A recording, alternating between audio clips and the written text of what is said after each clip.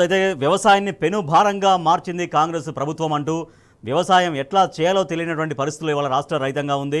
ఒక తోడేళ్ల పాలనలో వ్యవసాయం పూర్తిగా కుంటుపడిపోతుంది, ఇబ్బందుల పాలవుతుందంటూ రైతులు ఆవేదన వ్యక్తం చేస్తున్నారు. సో ప్రభుత్వం రైతులకు అనుకూలమైనటువంటి విధానాలు అవలంబించకపోవడంతో ఈ సమస్య ఎదురవుతుంది. దీంతో పాటుగా అధికారుల వేధింపులు కూడా ఎక్కువయ్యాయి. సో బ్యాంకులో ఆ అప్పులు లోన్ కట్టలేదంటూ ఏకంగా ఇండ్ల గేట్లు తీసుకెళ్తున్నటువంటి ఒక దారుణమైనటువంటి పరిస్థితులు మనకు కనిపిస్తున్నాయి. ఎస్, నిజామాబాద్ నుంచి మా ప్రతినిధి రవీందర్ లైవ్లో ఉన్నారు.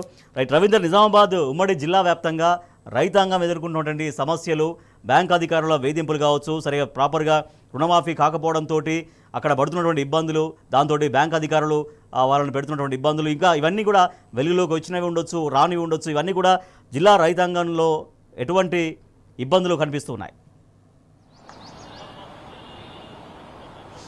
రైట్ రాజేష్, ప్రభుత్వం ఏర్పడి 14 నెలలు గడుస్తుంది. 14 నెలల్లో వ్యవసాయం సంక్షోభంలో పూర్తి స్థాయిలకు నెట్టబడ్డాయి.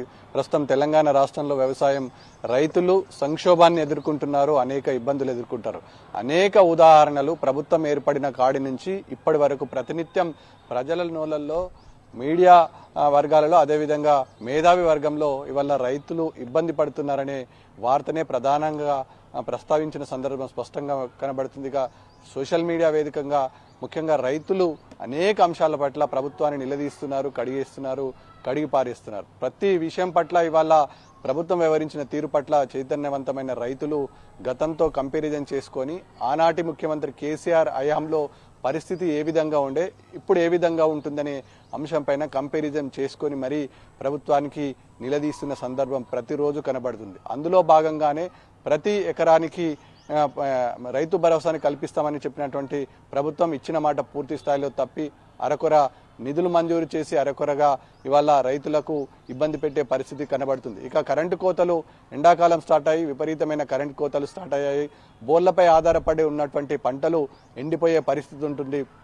నిజాం సాగర్ మండలంలో ఉన్నటువంటి అనేక ప్రాంతాలు, దిగువ ప్రాంతానికి 2,26,000 ఎకరాల ఆయకట్టు విస్తీర్ణం ఉన్నటువంటి నిజాం సాగర్లో ప్రస్తుతం అనేక పంటలు ఎండిపోయిన సందర్భం స్పష్టంగా కనబడుతుంది.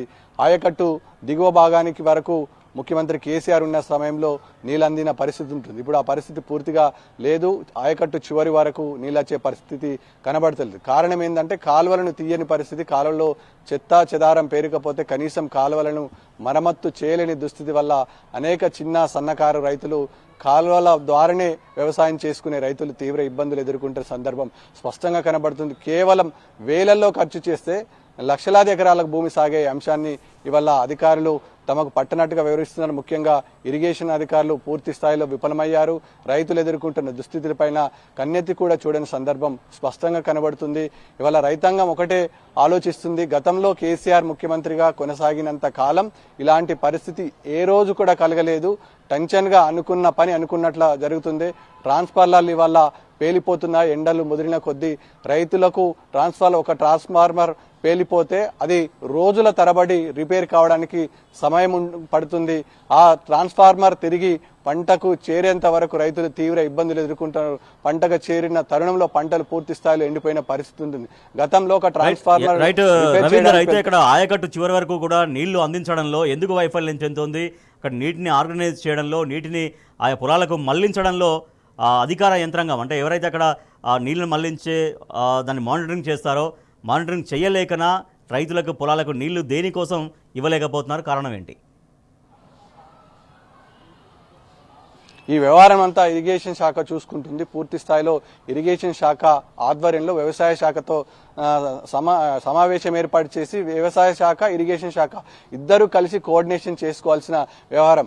కాలువలు వదలడమే కాదు, కాలువల నుంచి చివరి ఆయకట్టు వరకు నీరు చేరుతుందా లేదా అనే అంశాన్ని ప్రతినిత్యం గ్యాంగ్ మెన్లు కానీ, అక్కడ సంబంధించిన ఏఈలు కానీ, అక్కడ సంబంధించిన విఆర్ఓ కానీ, ఇతర అధికారులు గతంలో పనిచేస్తుండేవారు. చివరి ఆయకట్టు వరకు నీరు రాకపోతే ఏఈ కానీ, సంబంధిత వ్యవసాయ శాఖ అధికారులకు కానీ, సంబంధిత ఏ అధికారికి చెప్పినా కానీ పని జరిగే పరిస్థితి ఉంది. కానీ ఇప్పుడు పూర్తి స్థాయిలో ఉమ్మడి నిజామాబాద్ జిల్లాలో ఇరిగేషన్ శాఖ పూర్తి స్థాయిలో కుంటుపడించని చెప్పవచ్చు, కుప్పైందని చెప్పవచ్చు. ఎక్కడ కూడా అలాంటి పరిస్థితి కనబడతలేదు.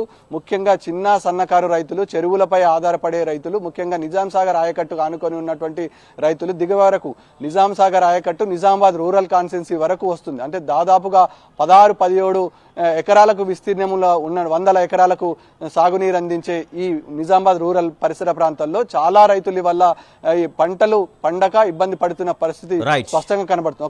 ఒకవైపు ఇరిగేషన్ అధికారులు స్పందించకపోగా ఒకవైపు ఇటు వ్యవసాయ శాఖ అధికారులు స్పందించకపోగా తీవ్రంగా ఇబ్బంది పడుతున్నారు రైతులు. ఏది ఏమైనప్పటికీ రైతాంగం ఇవాళ సంక్షోభాన్ని ఎదుర్కొంటుంది, గడ్డు పరిస్థితులు ఎదుర్కొంటుంది, గతాన్ని గుర్తు చేసుకొని బాధపడుతుందని చెప్పవచ్చు రాజేష్.